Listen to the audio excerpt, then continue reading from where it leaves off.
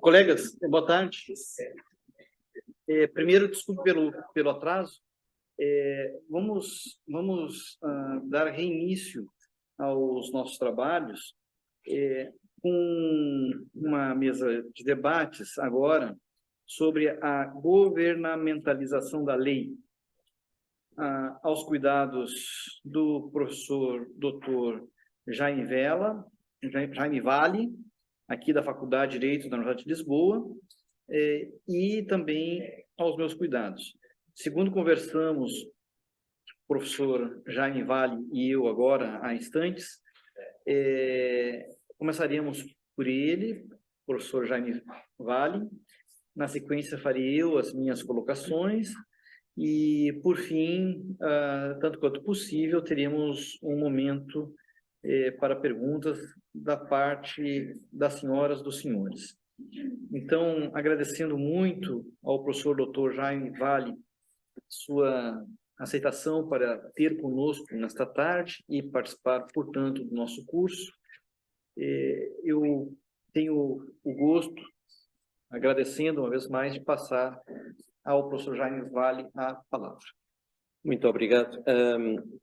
Antes de mais, eu é que agradeço o convite que me foi formulado para vir aqui conversar um pouco com os alunos deste curso de pós-graduação da USP. O tema que nos coube é um tema que já foi mais debatido, já esteve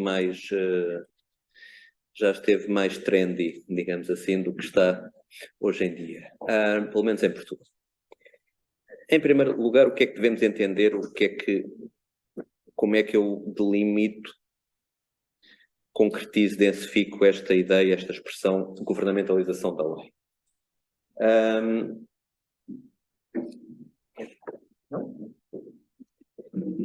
Por um lado, a concretização mais óbvia é a atribuição de competência legislativa ao Executivo, ao Poder Executivo, em Portugal, ao Governo.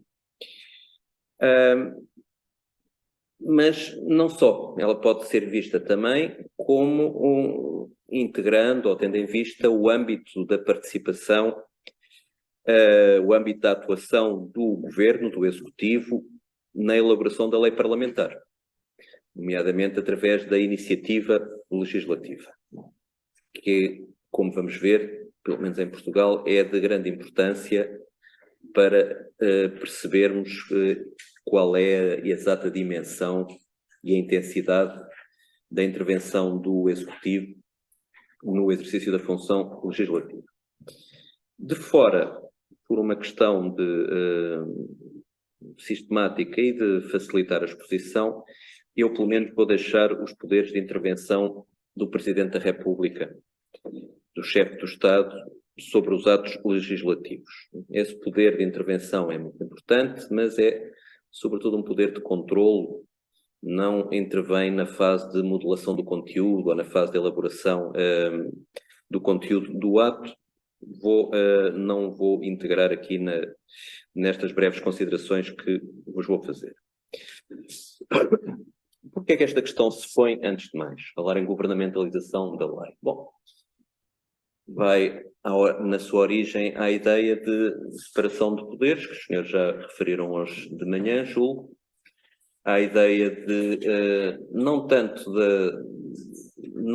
à consideração doutrinária de Montesquieu, que era mais flexível do que isto, mas a uma ideia que se cristalizou posteriormente de uma separação rígida de poderes em que a cada órgão ou conjunto de órgãos corresponderia em exclusivo uma função e na versão novecentista do princípio da separação de poderes, nesta versão rígida, haveria a ideia que a produção da lei pertencia ao poder legislativo, às cortes, ao Parlamento, ao Congresso, e o poder executivo não teria nem sequer iniciativa na lei, teria quando muita sanção real a finalizar o processo, a dar conta que o poder executivo, o poder soberano, um dos poderes soberanos, ou uma das manifestações da soberania do Estado, também reconhecia a existência e validade da lei enquanto ato principal, fundamental do poder político. Mas era, pelo menos na Constituição Inicial Portuguesa, um âmbito de intervenção muito pouco criativo, muito restritivo, facilmente ultrapassável e superível. De todo modo, isto modifica-se, sobretudo, claramente, às claras, na viragem do século, com a expansão das tarefas a cargo do Estado, com a passagem do Estado liberal, do Estado mínimo para o Estado social. Há uma expansão muito grande, muito intensa das tarefas e das funções que cabiam ao Estado, e o Parlamento, que no seu essencial não muda muito a forma de proceder e a forma da sua organização e funcionamento desde o século XIX, o Parlamento ou o Congresso mostra-se incapaz de conseguir chegar a todas estas necessidades legislativas. E, portanto, há uma pressão grande no sentido de se admitir que o Executivo passe a estar também, participar também no processo, no conjunto dos órgãos com competência para elaborar atos legislativos. O Governo, ou o Poder Executivo, em comparação com o Parlamento ou o Congresso, ele aparece como melhor apetrechado, melhor preparado para elaborar os atos legislativos. E por isso também lhe é dada a iniciativa legislativa sem grandes estados de alma. Ele está mais bem preparado porque este aumento das matérias que passam a ser incumbência do Estado é um aumento não só em termos de área, de número, de conjunto de assuntos ou matérias, é também um aumento em intensidade, na intensidade da regulação que é necessária. E isso leva, em conjunto com a evolução social e científica, leva a uma maior tecnicidade do processo legislativo, no sentido de recorrer, por vezes, a valências, a competências, a saberes que o Parlamento não dispõe. Mas já o Governo, como chefe ou como órgão superior da administração pública, tem a possibilidade de se socorrer desses especialistas que há na administração pública para elaborar o conteúdo das propostas legislativas a apresentar ao Parlamento ou, numa fase mais à frente, a produzir por ele próprio Governo ou Poder Executivo. Isto é visível, por exemplo, numa matéria muito sensível, que eu sei que vão estudar de forma dedicada, julgo que amanhã, na matéria do orçamento. O orçamento é uma lei, é, desde antes do constitucionalismo, uma área em que ao Parlamento sempre foi reconhecida uma específica reserva ou um específico poder de decisão. No entanto, hoje em dia, sobretudo, a complexidade da lei orçamental é de tal ordem que grande parte, ou se não quase todos os deputados parlamentares terão grande dificuldade em entender o conteúdo da proposta de lei orçamental e das suas centenas de páginas de anexos. Um jurista normal, eu próprio, olhando para aquilo, terei grande dificuldade em navegar perante aquele tipo de formulação, tipo de linguagem, perante a financeirização que aquilo traduz. Isso significa que a lei orçamental, o processo orçamental, é uma matéria para iniciados. E esses iniciados não estão entre os deputados, certamente.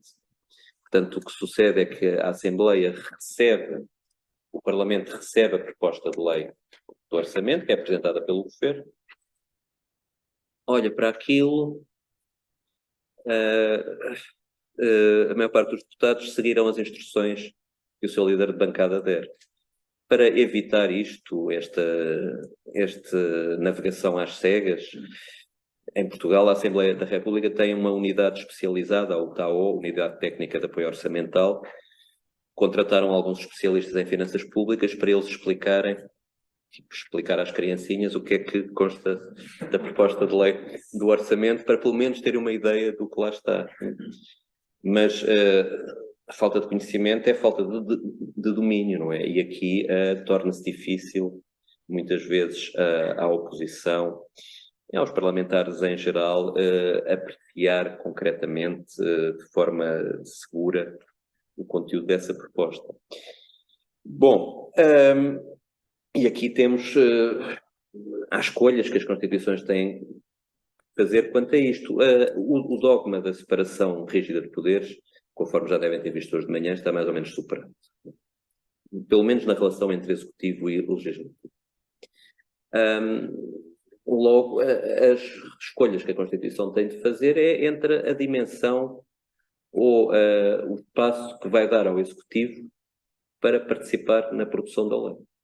E se vai participar como ator principal, dando-lhe competência, ou se vai ser apenas um dos atores secundários ou um dos auxiliares através da iniciativa legislativa, embora com um papel fundamental. E aqui, neste equilíbrio, as Constituições têm que sopesar, por um lado, o debate, o caráter inclusivo, pluralista e necessariamente mais moroso, mais controvertido, não no mau sentido, do processo parlamentar de produção da lei. É natural, é um processo conflitual. Há várias opiniões, há várias ideias, discutem-se, analisam-se e discutem-se essas ideias, essas opiniões, vota-se, tudo isto com um grau de publicidade grande. O tempo que leva um processo destes não é um tempo propriamente curto. Por outro lado, temos o processo legislativo governamental, que, contrastantemente, é um processo eficaz, não há contraditório, não é um processo controvertido, não há discussão política, há discussão técnica. Discussão política, em princípio, se houver, ela não é tão contrastante, porque quem está no governo, mesmo no governo da coligação, em princípio, terá alguma proximidade ideológica. É um processo mais rápido, é um processo mais discreto, mais sigiloso. E, portanto, há que sopesar este conjunto de vantagens e desvantagens de cada uma das escolhas, de cada uma das possibilidades, das vertentes que é possível pensar para a distribuição da competência legislativa. E aqui estamos só a pensar numa distribuição horizontal, não numa distribuição vertical entre Estado Central e região autónoma em Portugal, ou entre Estado Federal e Estados no Brasil. Estamos aqui a pensar apenas eu estou apenas a pensar na partilha legislativa e executiva. Bom, no caso português, deparamos com uma situação que a doutrina diz que é inédita, difícil de explicar, difícil de entender num sistema de governo semipresidencial ou parlamentar racionalizado, que é o facto de o governo ter competência legislativa própria e normal. Ou seja, em Portugal, o governo tem a possibilidade de fazer decretos-leis, não como noutros Estados, apenas em situações de urgência ou de necessidade ou com autorização parlamentar, mas normalmente sem necessitar de uma situação excepcional nem de autorização parlamentar. E isto, de facto, é verdade que é uma situação singular. Menos agora com a entrada dos Estados da Europa de Leste, que têm algumas soluções mais aproximadas, mas durante muito tempo foi uma situação única, porque nos outros Estados europeus, pelo menos, a possibilidade de legislar pelo governo, pelo executivo, era restrita às autorizações legislativas por um lado, e as situações de necessidade e urgência. A primeira pergunta que penso que podemos fazer é: porquê é que esta situação ocorre em Portugal? E a resposta é histórica. Nas constituições monárquicas portuguesas, 1822, Carta Constitucional 1826, Constituição de 1838, o panorama era o comum.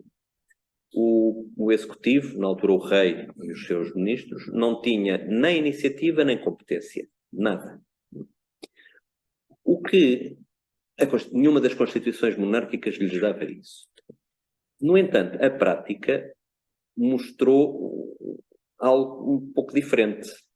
Havia situações de decretos com força de lei não previstos pelas constituições.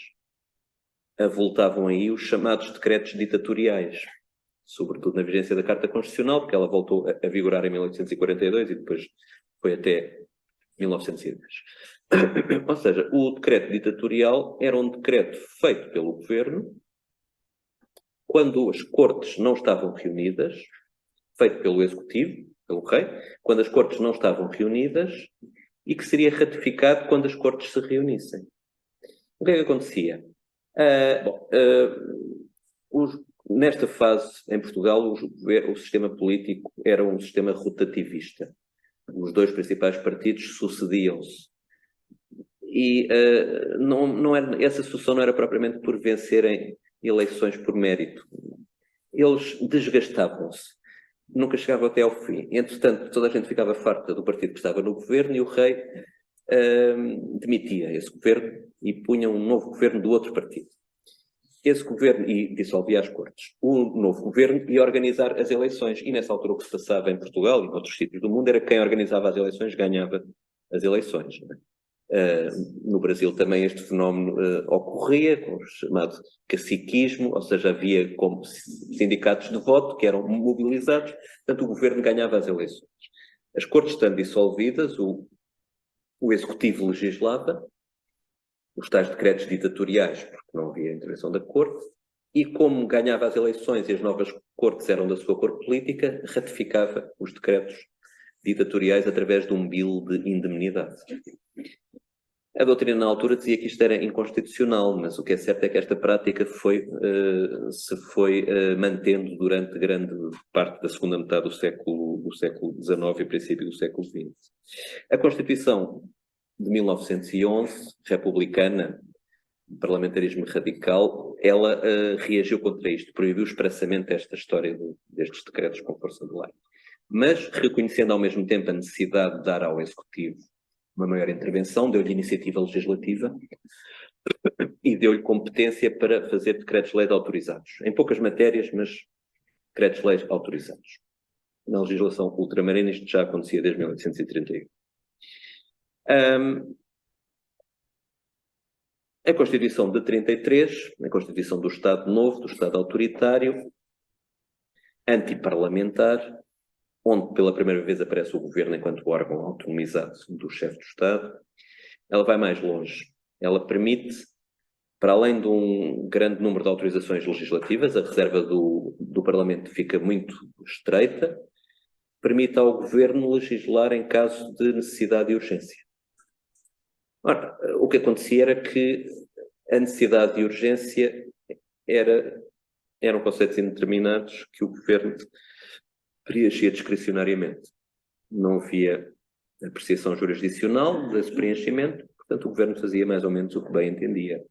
Não havendo liberdade política também, não tinha que se preocupar com a oposição parlamentar. Mas o ponto fulcral, o ponto de viragem no sistema é em 1945. Há uma revisão constitucional e o governo passa a ter competência legislativa normal e própria, como acontece hoje. Antes, entre 33 e 45, quando o governo legislava, precisava de ratificação dos decretos-leis pelo Parlamento. Agora essa ratificação, a partir de 45, passa a ser uma ratificação implícita. Se ninguém chamar os decretos-leis à Assembleia Nacional para ratificar, eles consideram-se ratificados ao fim de um certo tempo.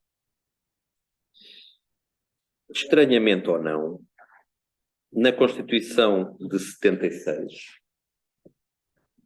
que veio reagir contra o regime autoritário anterior, ela nesta parte manteve, no fundo, o que existia antes. Competência legislativa própria e normal do governo, uma reserva parlamentar mais ampla, é verdade, mas o governo continua a poder fazer decretos-leis só que não são apenas em caso de necessidade e urgência. É este o panorama. Percebe-se que isto tenha sido assim. No processo constituinte em 76, lutavam duas perspectivas, duas direções. Uma democrática parlamentar, tipo ocidental, outra de democracia de tipo popular, de pendor socialista, marxista, o que quiser. Para esta segunda vertente, interessaria muito mais do que manter o poder legislativo no Parlamento, dá-lo ao poder executivo para que este eficazmente pudesse transformar a sociedade da forma radical que esta corrente previa. Bom, seja como for, temos que avançar. É isto tão inédito como a doutrina pretende? Formalmente, sim. Nas outras constituições dos países europeus não encontramos isto. Mas, na verdade, a situação prática não é assim tão diferente. A situação na prática não é assim tão diferente. Em Espanha, decretos-leis autorizados ou necessidade e urgência. Em Itália é a mesma coisa. Em França, não. Em França foram mais pragmáticos e chamaram às leis regulamentos e pronto. Aí já não há problemas, porque não é função legislativa, é função regulamentar, ou seja, previu-se uma área de reserva ao contrário, é a área regulamentar que a Assembleia não pode invadir e é uma forma de incluir nessa área um grande número de matérias. Mas em Espanha e em Itália, estes decretos-leis de necessidade e urgência são... Os casos de preenchimento são risíveis. Tudo é necessidade e urgência. Não há tempo para o Parlamento debater isto. Não há tempo para preparar um projeto para o Parlamento. Necessidade e urgência. Em Itália, o desplante era tal que os decretos-leis tinham um prazo para serem confirmados pelo Parlamento, se não caducavam. 90 dias ou coisa parecida. O que é que acontecia? O Parlamento tinha mais que fazer, os governos estavam sempre a cair, e, portanto ninguém tinha muita paciência para isto. No último dia antes dos 90 dias, o governo voltava a aprovar o decreto-lei outra vez com o mesmo conteúdo. E, portanto, aquilo iniciava um novo prazo. Se isto não é brincar com o papel do Parlamento, não sei o que seja, até que o Tribunal Constitucional em 2006 acabou com isto, sendo que era uma pouca vergonha. Portanto, na prática, nestes países, o facto de o poder legislativo governamental estar circunscrito aos casos de necessidade e urgência e às autorizações é uma máscara, é um disfarce, porque na prática torcem-se os conceitos, concretizam-se, densificam-se para lá do razoável para permitir um exercício normal do poder legislativo pelo executivo, porque é isso que a sociedade moderna exige.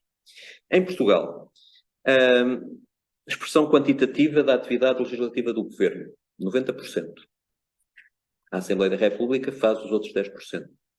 E desses 10%, mais de metade são leis a passar as vilas para cidades e as aldeias para vilas. Não exigem propriamente um esforço muito denudado por parte da Assembleia. E grande parte do resto, são matérias que só a Assembleia pode tratar, são a partir de propostas legislativas do Governo, que muitas vezes são votadas sem alteração ao seu conteúdo. Isto significa que, na prática, o Governo acaba por conseguir um predomínio, de facto, da função legislativa, e a governamentalização da lei é, sobretudo, na prática que é alcançada. O Governo tem mais para isso e depois a Assembleia da República tem dificuldade no exercício da função legislativa. Um mecanismo interessante que falarão certamente quando falarem da lei orçamental é um mecanismo conhecido por lei travão. Só o Governo é que pode, uma vez aprovada a lei do orçamento, Durante o ano que vigora a lei do orçamento, só o Governo é que pode apresentar propostas de lei que ou sobem a despesa ou diminuem a receita. Os deputados não podem fazer isso. Na Constituição anterior era muito pior, era uma lei travão absoluta. Considerava-se que os deputados só podiam ou aprovar a proposta de lei do orçamento do Governo ou rejeitá-la, não podiam alterá-la. Agora não, mas mesmo assim a lei travão é um mecanismo grande de travão exatamente aqui. Duas últimas considerações, porque senão estendo-me em demasia, aliás já estou a estender-me em demasia, de tirar aqui tempo ao meu colega de exposição, professor Levi do Amaral. Um aspecto muito importante de governamentalização tem a ver com o processo de integração europeia. Ao transportar muitas matérias para o âmbito da decisão das instituições da União Europeia, há um efeito reflexo ou indireto de governamentalização. Porquê? Porque Portugal, nas instâncias europeias que decidem a regulação das matérias e que se vêm substituir e sobrepor à lei, é representado pelo Governo, não pelo Parlamento. São os ministros e o Primeiro-Ministro que estão presentes nas reuniões do Conselho Europeu, é o Governo que indica o Comissário Europeu, e depois, quando chegam cá os regulamentos da União Europeia ou as diretivas para transpor, esses instrumentos vão se sobrepor à lei nacional. E o Parlamento não teve nada a dizer sobre aspectos importantíssimos da regulação da vida em sociedade.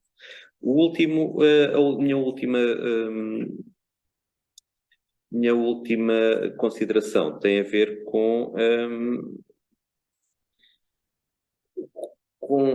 duas perguntas. Será que nós vemos corretamente a forma como se relaciona o Executivo e o Legislativo, pelo menos em sistemas parlamentares ou semipresidenciais, quando falamos em concorrência, em áreas concorrenciais? Será que não deveria haver antes complementariedade entre Legislativo e Executivo e não concorrência? Será que na vida atual ou na sociedade atual o Legislativo não será sobretudo um órgão de controlo da atividade do Executivo, e o Executivo será um órgão de direção política, de escolha de meios e fins, e esta especialização de funções da soberania não corresponderia a um melhor funcionamento do sistema de governo?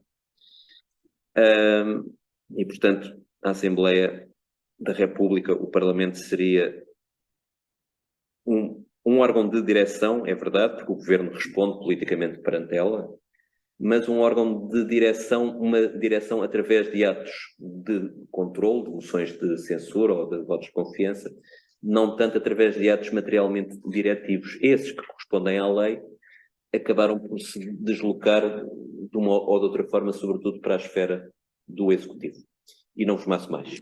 Professor Levi do Amaral, as minhas desculpas pelo tempo consumido, passava-lhe a palavra.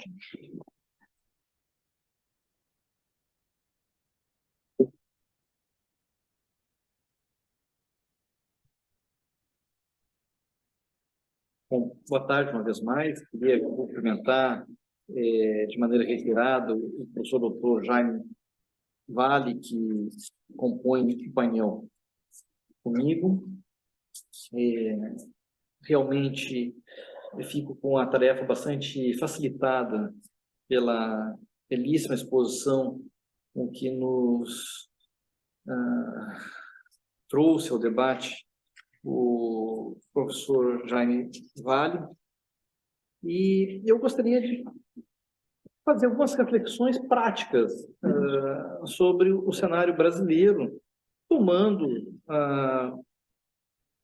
a ideia de governamentalização da lei num sentido análogo àquele que teve cuidado o professor Dr. Jaime Vale de destacar no início da sua exposição.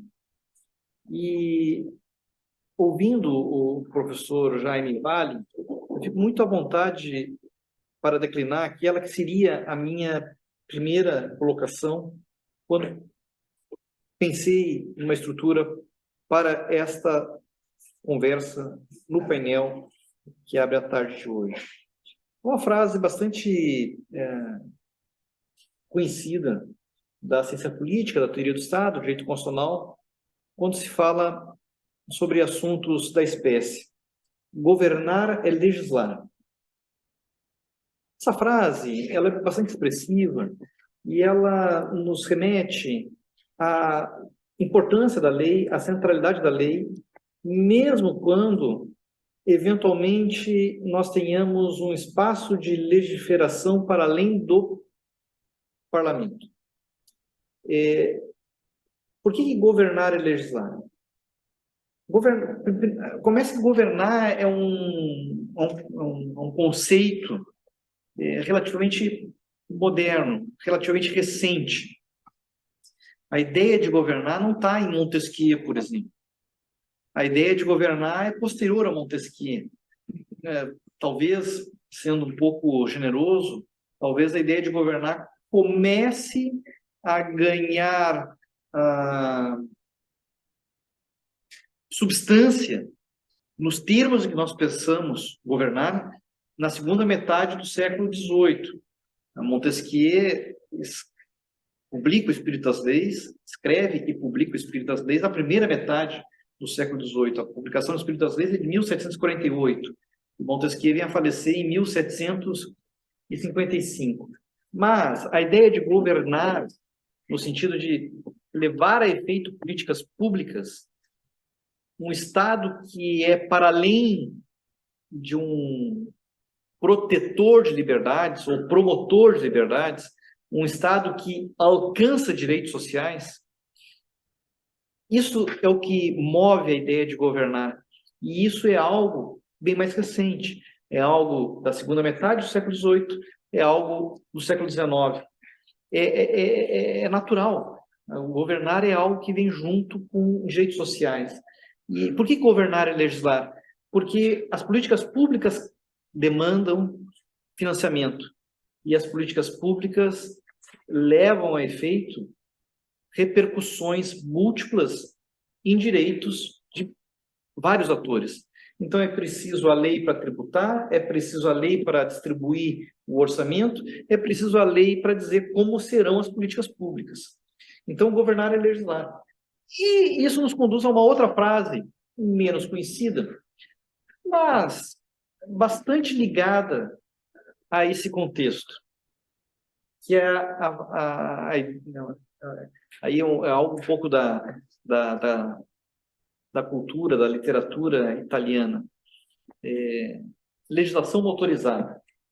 A ideia de uma legislação que precisa vir rápido, porque muitas vezes os problemas de governo são problemas momentosos, problemas que precisam ser resolvidos com brevidade. Então, a legislação do governo, aquela legislação que move a frase governar é legislar, é uma legislação motorizada, é uma legislação que vem rápido, é uma legislação que vem não a galope, vem a motor, vem a jato. E nós sabemos que o parlamento ele não tem necessariamente condições usuais, naturais, de legislar com prontidão. O governo tem.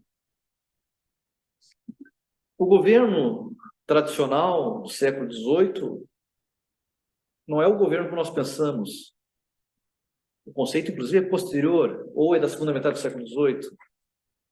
O que a gente chamaria de governo no século XVIII era o poder executivo clássico. Não mais do que isso. O poder executivo clássico.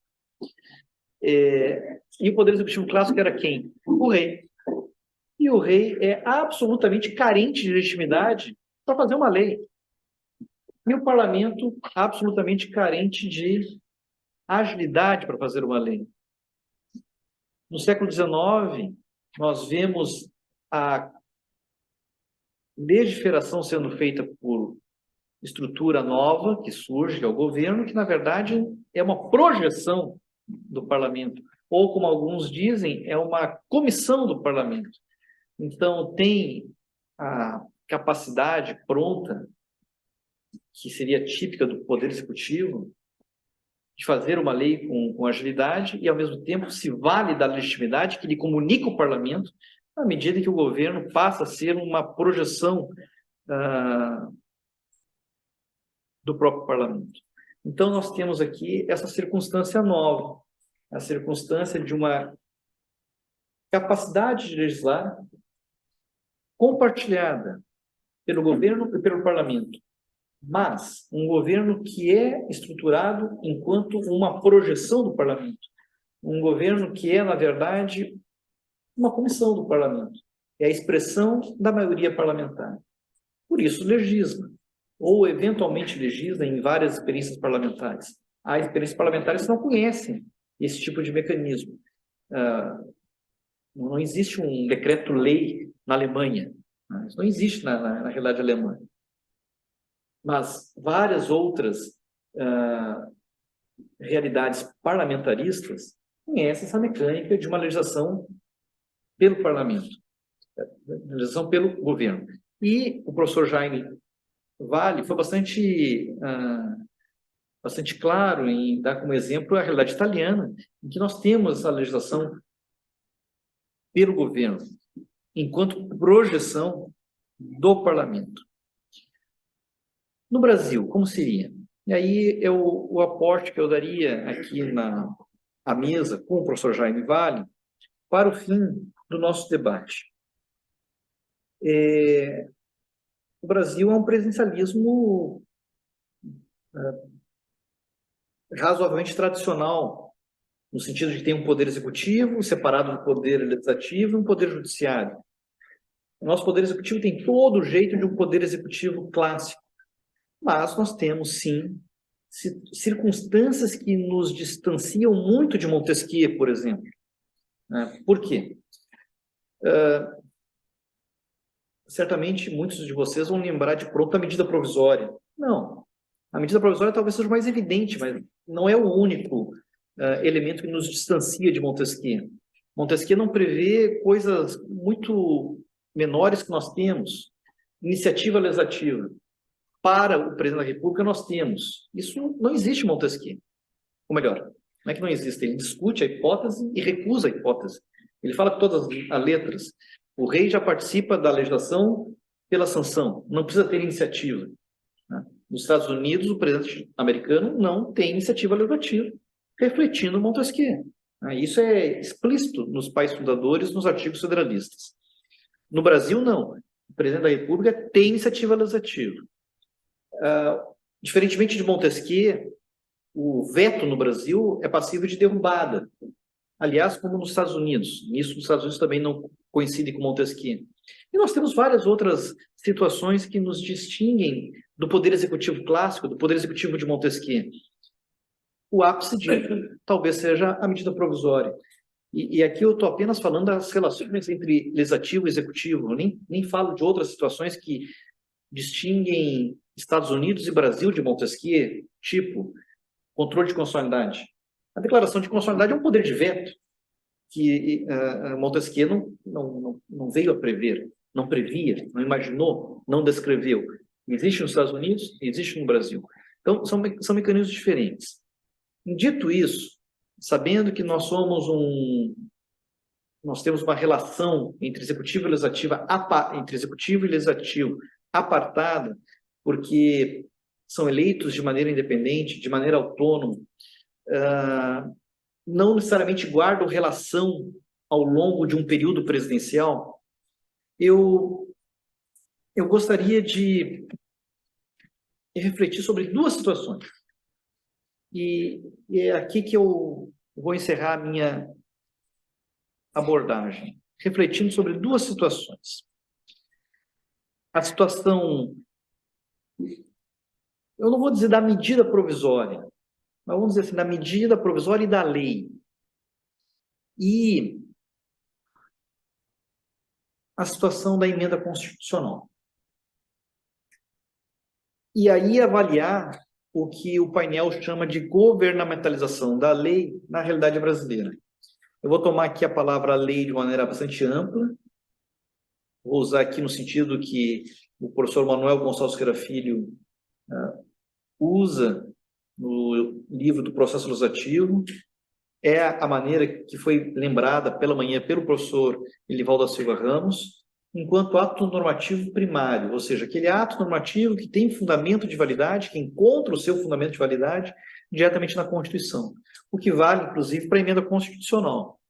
Né? E eu acompanho muito de perto. Na verdade, eu acompanho de maneira coincidente a crítica que o professor Elivaldo fez sobre a emenda constitucional aparecendo no artigo 59, porque realmente a emenda constitucional não é processo legislativo, é outra coisa, manifestação de poder constituinte.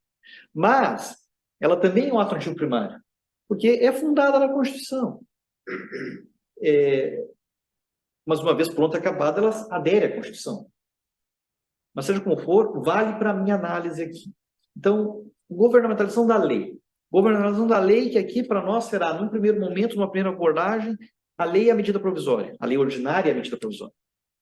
E, num segundo momento, a emenda constitucional.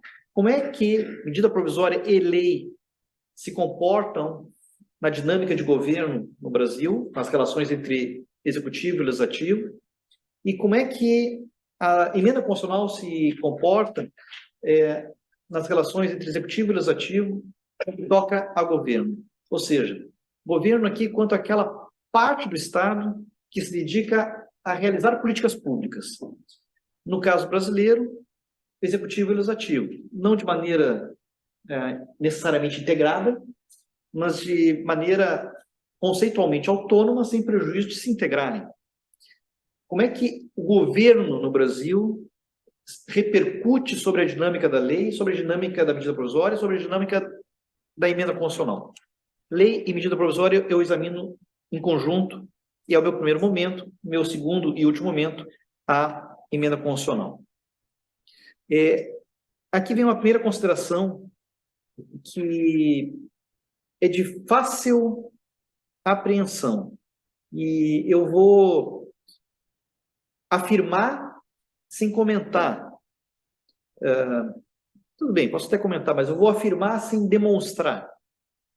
A maior parte das leis aprovadas por ano no nosso país, a maior parte das leis aprovadas por ano no Brasil, ou melhor, talvez assim, a maior parte das leis que verdadeiramente importam ano a ano no Brasil.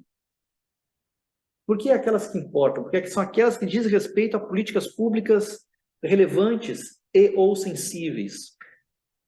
A maior parte delas é de origem no Poder Executivo, por meio de iniciativa formal ou até mesmo de iniciativa não formal. O Executivo alcança a lei para algum parlamentar, o parlamentar apresenta. O Executivo tem que ter mais condições, mais dados, mais instrumentos, enfim, tem uma série de vantagens para apresentar um projeto que tem tudo para prosperar. E, além do mais, e talvez ainda mais importante, o Executivo brasileiro é que, por uma série de razões, consegue aglutinar uma maioria parlamentar para, eventualmente, aprovar um projeto. Então, eu afirmo, a maior parte das leis aprovadas por ano no Brasil são leis com origem e ou apoio do Poder Executivo. Quantas leis são aprovadas por ano no Brasil? Esse é um dado que tem uma certa variação ano a ano. Mas leis ordinárias no Brasil são aprovadas na faixa entre 100 e 200 por ano. Tem anos que o número se aproxima mais de 100, tem anos que o número se aproxima mais de 200. Mas, em torno de 100 a 200 leis são aprovadas por ano no Brasil. Muitas dessas leis são fruto de conversão em lei de medida provisória. A medida provisória, ela não só é apresentada pelo Poder Executivo, analogamente a um projeto de lei de iniciativa do Presidente da República, mas ela também surte efeito antecipado, desde logo. Tanto que muitas vezes fala que a medida provisória é como se fosse um projeto de lei com eficácia antecipada. É uma forma de dizer também, uma forma didática de dizer. Mas boa parte das leis, uma boa parte das 100 a 200 leis aprovadas por ano no Brasil são fruto de conversão em lei ordinária de medida provisória. E essas leis de conversão compõem a numeração sequencial normal das leis ordinárias. Estão ali misturadas. Então, eu insisto, das 100 a 200 leis aprovadas por ano no Brasil,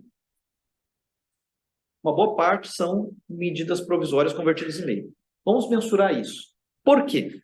Porque mensurar isso é mensurar o sucesso de um governo junto ao parlamento. O sucesso do Poder Executivo brasileiro de formar uma maioria no parlamento para aprovar suas políticas públicas. Bom,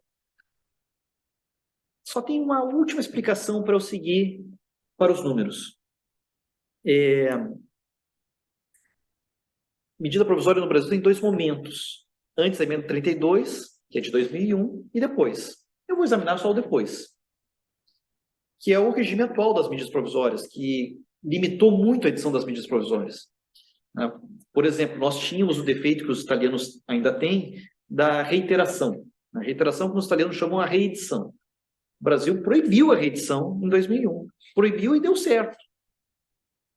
Até houve, acho que uns 2 ou 3 casos de reedição depois da emenda 32. O Supremo declarou inconstitucional. Ponto, acabou. Teve, acho que um lá por entre 2000, acho que teve um entre 2006 e 2010, teve um entre 2016 e 2018 e teve outro em 2019 e 2022. Eu lembro de 3 casos de reedição escancarada, que o Supremo declarou inconstitucional. Os 3 casos. Então, funcionou. A proibição funcionou. A proibição pegou. Então, eu vou examinar o sucesso das medidas provisórias da emenda 32 para cá, ou seja, de 11 de setembro de 2001 para cá. Período presidencial a período presidencial. O primeiro período, Fernando Henrique Cardoso. Finalzinho do governo Fernando Henrique Cardoso. É o único período que eu vou pegar diferente de 4 anos. Setembro de 2001 a dezembro de 2002. Foram editadas 102 medidas provisórias. 102 medidas provisórias. O que dá uma média superior a 6 por mês. Aqui eu dividi 102 por 16. 4 meses de 2001, 12 de 2002. O governos Lula 1 e 2. Eu vou me permitir falar assim porque no Brasil nós estamos a falar agora do governo Lula 3. Então me parece bastante sugestivo falar assim. Governo Lula 1, governo Lula 2. Os dois sequenciais, eu vou examinar números de maneira sequencial, de 2003 a 2010. Foram editadas 419 medidas provisórias, o que dá uma média de 4,3 por mês. Uma queda interessante, de 6,3 para 4,3. Primeiro governo Dilma. Aqui eu segmentei porque no segundo governo Dilma houve um impeachment. Então, governo Dilma 1, vou usar a mesma técnica, Dilma 1, foram 145 MPs, o que resulta uma média de um pouquinho superior a 3, 3,0 alguma coisa medidas provisórias por mês. Uma queda bem interessante. O período presidencial subsequente é Dilma Temer. Seria Dilma 2 / Michel Temer. Foram editadas 203 medidas provisórias entre 2015 e 2018. 15, 16, 17, 18. 203. Aqui houve uma pequena subida na média. 4,23 por mês. 203 medidas provisórias em 4 anos, o que dá 4,23 medidas provisórias por mês. Uma média ainda inferior à dos 2 primeiros governos Lula. No último período presidencial, o último da minha série aqui, que é inteiro, ou seja, 19, 20, 21, 22. Foram 284 medidas provisórias, o que dá uma média de 5,92 medidas provisórias por mês, quase 6 por mês. Ok, um período que teve pandemia, E realmente, em 2021, houve uma grande subida no número de medidas provisórias. Houve um grande boom de medidas provisórias. Mas nada disso interessa. Esses números são números que expressam o quanto um governo faz de medidas provisórias. Pode fazer mais, pode fazer menos. O que importa é como o Congresso recebe essas medidas provisórias. E eu vou fazer uma outra análise agora sobre aquelas que não prosperaram. Uma análise numérica. Das 102 medidas provisórias editadas no governo Fernando Henrique Cardoso, sob a emenda 32, 84 foram convertidas, 14 foram rejeitadas.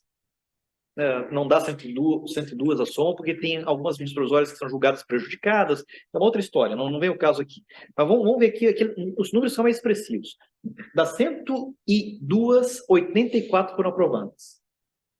Rejeitadas, 14. Governo Lula, 1. Governo Lula, 2 somados.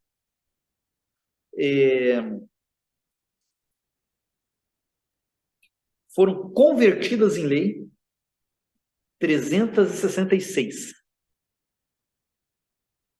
De 419, 366 convertidas em lei. As demais ou foram rejeitadas,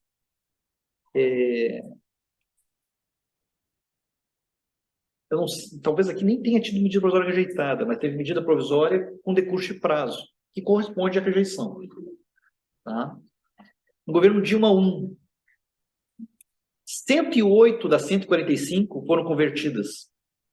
Nenhuma foi rejeitada. Tá? Nesse aqui eu consigo afirmar para vocês, nenhuma foi rejeitada. Nenhuma foi rejeitada de modo expresso. 37 ficaram pelo caminho. Provavelmente por decurso de prazo. Uma ou outra, talvez por prejudicialidade, que não vem ao caso. No governo Dilma II/Temer, 128 foram convertidas das 203. 203 foram editadas, 128 foram convertidas.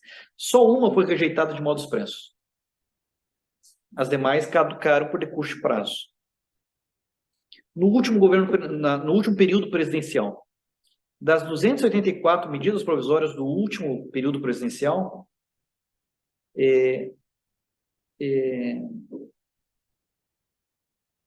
nós temos a seguinte situação: 31 ainda estão em tramitação. Tá? Um governo recente, então 31 ainda estão em tramitação. Sabe quantas foram rejeitadas? Num governo que foi bastante polêmico, apenas 3. Mas quantas tiveram a vigência encerrada por decurso de prazo? 96. Ou seja, mais de 1/3 das medidas provisórias do governo anterior ficaram pelo caminho. Mais de 1/3. Nunca aconteceu um índice tão alto sob a emenda 32 nos governos anteriores. Nunca. Mais de 1/3 das medidas provisórias do período presidencial imediatamente anterior ao atual que se iniciou ficaram pelo caminho. No governo atual, no período presidencial atual, que a imprensa tem chamado de Lula 3, já foram editadas 7 medidas provisórias em 2 semanas. Tá? E eu posso falar aqui tranquilamente 2 semanas, porque hoje é dia 15, então tá bem. São números que ajudam a ver o sucesso ou o insucesso de um governo. Apenas ajudam, porque nesse período todo, tem um governo que sofreu impeachment.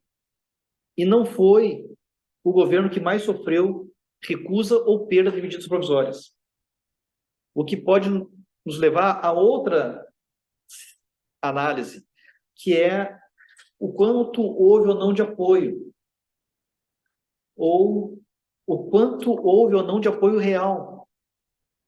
O governo Dilma é um governo curioso, porque Foi a maior base de apoio que o governo já teve. E acabou em impeachment. Por quê? Porque era uma base heterogênea. Não foi, essa não é a explicação única, mas essa é uma das explicações. Quanto mais heterogênea uma base, mais difícil dela manter coesão. Mas, enfim, aí já é uma outra análise que eu não quero entrar.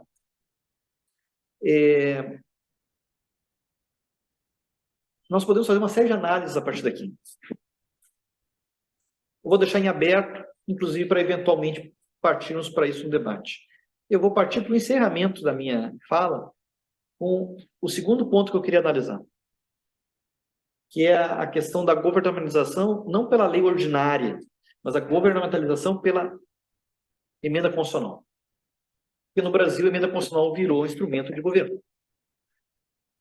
Nós temos no Brasil, hoje, 128 emendas constitucionais, mais 6 emendas constitucionais de revisão. É um número absurdo? Não, não é. Esqueça um lugar comum de dizer que esse é um número absurdo. O padrão do mundo ocidental é um número elevado de emendas constitucionais. Esse é o padrão das democracias ocidentais. A Constituição alemã é muito emendada, a Constituição portuguesa é bastante emendada, a Constituição francesa é muito emendada, e são emendas de grande amplitude. A italiana, idem. A única Constituição do mundo ocidental, das democracias ocidentais estáveis, que é pouco emendada, é a espanhola. São 2 emendas constitucionais de 78 para cá. Só 2. É fora do padrão. A Constituição americana talvez seja a mais emendada de todas, porque não são só as 27 emendas formais. Tem toda a jurisprudência da Suprema Corte americana que vai e vem. Tem países europeus com mais de algumas centenas de emendas constitucionais, como a Áustria. No Brasil, nós tivemos, até o momento, 138 mais 6, 134 emendas constitucionais. Isso traz uma série de problemas. Porque, vejam, quanto maior é a Constituição, e provavelmente quanto maior significa mais detalhado, menor é o espaço do legislador. O constituinte derivado acaba por ocupar o espaço do legislador ordinário. Ordinário é com o sentido amplo da palavra. Da lei ordinária, ou da lei complementar, ou da medida provisória. Ocupa o espaço. Ou pelo menos diminui o espaço. E tem um outro fenômeno, talvez mais sensível. Quanto maior é a Constituição, maior é o espaço da justiça constitucional. Porque o parâmetro de controle sendo amplo, maior será o espaço para a participação, diriam alguns, para a intromissão, dirão outros, da justiça constitucional na compreensão da Constituição. Esse fenômeno, eu não estou inventando a roda nisso que eu estou dizendo. Para citar aqui um autor, um outro amigo desse grupo de professores que se reúnem hoje, o professor Márcio Luciani, ele fala desse autor que vou citar agora, bravíssimo, mas insidioso. Carl Schmitt já falava sobre isso. Quanto maior a Constituição, mais limitado fica o legislador. E pior, transfere para a Justiça Constitucional mais responsabilidade.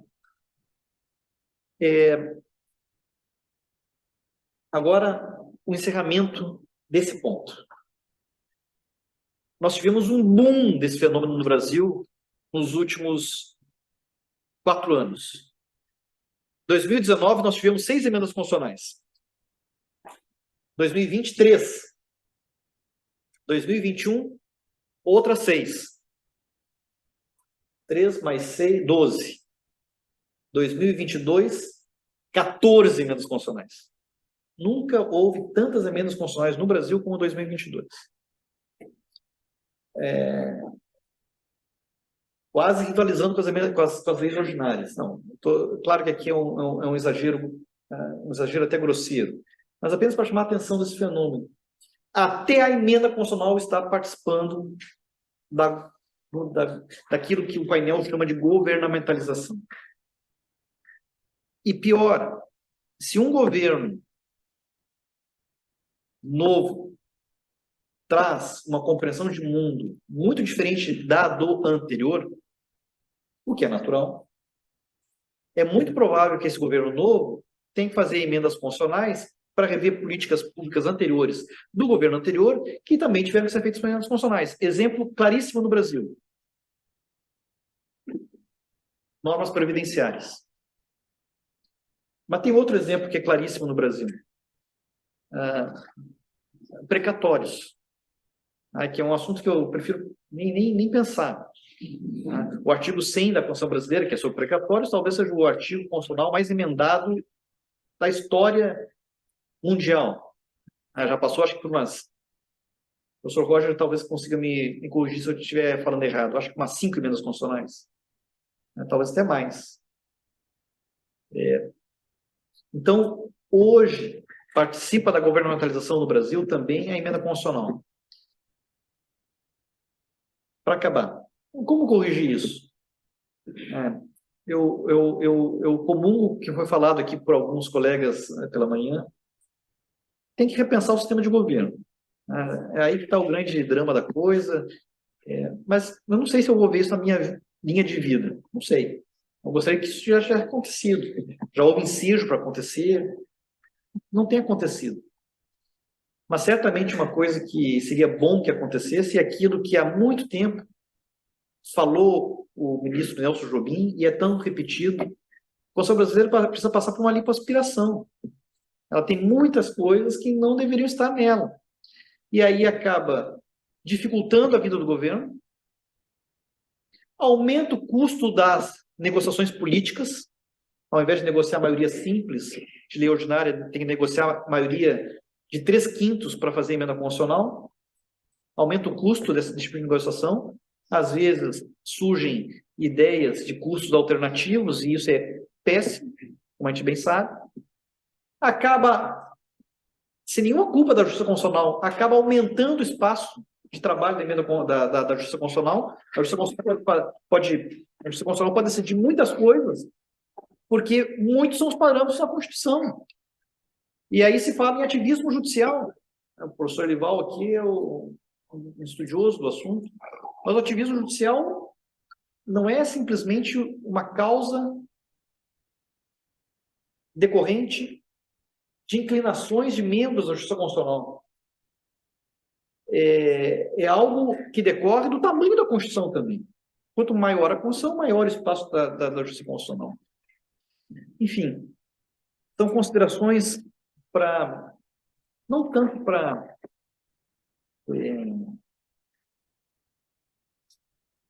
afirmar teses, mas, sobretudo, para provocar um debate que eu espero venha na sequência. Muito obrigado.